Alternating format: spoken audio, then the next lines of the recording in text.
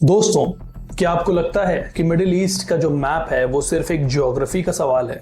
नहीं, आज की जियोपॉलिटिक्स बता रही है कि मैप चेंज सिर्फ बॉर्डर से नहीं होता है, पावर, इन्फ्लुएंस और पैसा इनके थ्रू भी होता है। आपने लोगों को बदलते जरूर देखा होगा।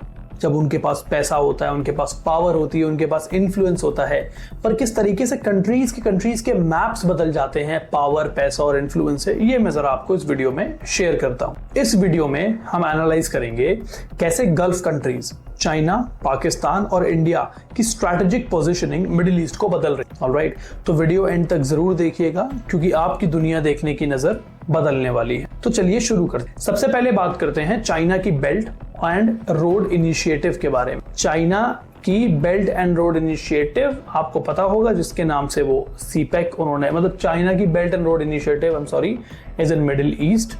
ऑलराइट, में अपनी प्रेजेंस डेंजरसली एक्सपैंड कर दी है। हर जगह इंफ्रास्ट्रक्चर प्रोजेक्ट्स, पोर्ट्स, रेलवेज और ऑयल डील्स हो रही हैं, स्पेशली यूएई, सऊदी अरेबिया और ओमान जैसी कंट्रीज। चाइना का विजन एकदम क्लियर है, economic presence is equal to political influence. ये आज का नहीं, ये बहुत ही आदिकाल से चला आ रहा है कि इस तरीके से आप अपना पॉलिटिकल इन्फ्लुएंस बढ़ा सकते हो। और ये गल्फ कंट्रीज भी समझ गए हैं कि अब अमेरिका पर पूरा डिपेंडेंट रहना बहुत मुश्किल है।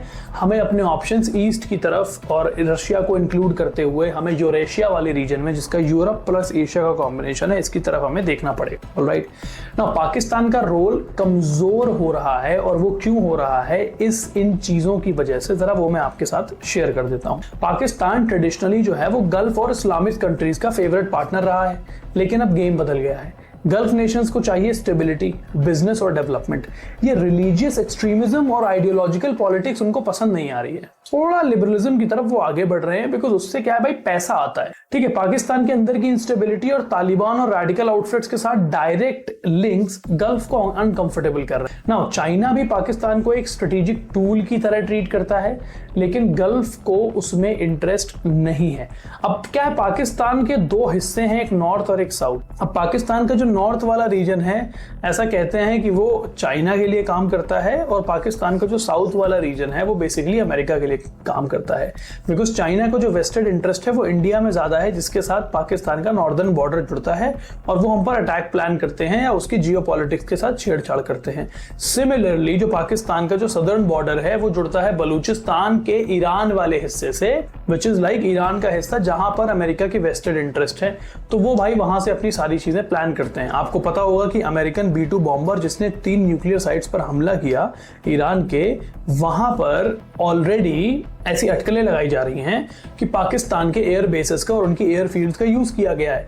जबकि 2 दिन पहले पाकिस्तान की पार्लियामेंट में क्लियर नोशन जारी हुआ था कि हम यूएस को कंडेम करते हैं और हम ईरान को सपोर्ट करते हैं।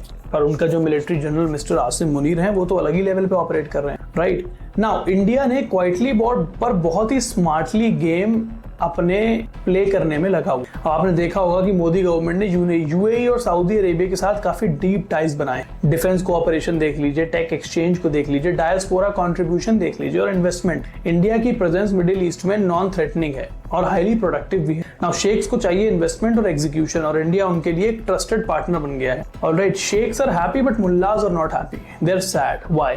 ये स्टेटमेंट सुना होगा, शेख खुश हैं मुल्ले दुखी हैं। लेकिन इसका मतलब क्या है? शेख यानी गल्फ मोनार्क्स इकोनॉमिक ग्रोथ के साइड पे हैं, मुल्ला यानी कि हार्डलाइन इस्लामिस्ट आइडियोलॉजी वाले आइसोलेशन और आइसोलेटेड फील कर रहे हैं। चाइना और इंडिया जैसी इकोनॉमीज उनके इंटरेस्ट में नहीं आती हैं, ना ही उनके इंटरेस्ट में उनका साथ देती हैं। ईरान जैसे थियोक्रेटिक मॉडल अब आउटडेटेड लगता है, बिकॉज वहां पर सुप्रीम लीडरशिप वाला जो कॉन्सेप्ट है वो आउटडेटेड हो रहा है।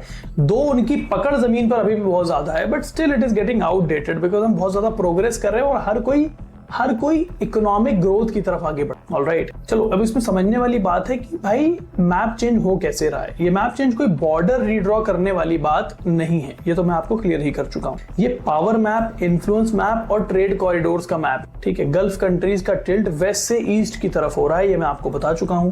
चाइना और इंडिया दोनों इंपॉर्टेंट तो हो ही गए हैं, यूएस अब उतना ट्रस्टेड पार्टनर नहीं रहा है for the middle east. Right, Iran और पाकिस्तान जैसी कंट्रीज को साइडलाइन किया जा रहा है।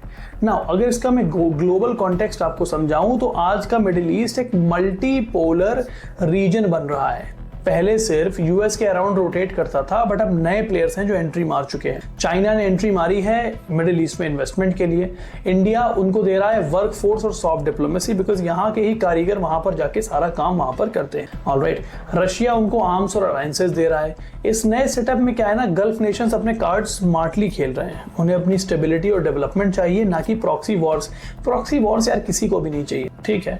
नाउ मैं आपको एक पावरफुल पॉइंट देता हूं, मिडिल ईस्ट का मैप बदल रहा है, लेकिन not through war, as I already declared. यही रियल गेम। शेख जहां प्रॉफिट और पीस में बिलीव करते हैं, मुल्ला वहीं पर पुरानी आइडियोलॉजी को लेकर फ्रस्ट्रेटेड हो रहे हैं। ऑलराइट, नाउ पाकिस्तान जैसी कंट्रीज कंफ्यूज्ड है, उन्हें समझ में नहीं आ रहा है कि किस कैंप में रहा जाए। ऑलराइट, अगर इसको मैं कंक्लूजन करूं तो दोस्तों ये था मिडिल ईस्ट को लेकर एक नए मैप का सच। बॉर्डर्स नहीं बदल रहे हैं, लेकिन इन्फ्लुएंस का नेटवर्क पूरी तरीके से शिफ्ट हो रहा है।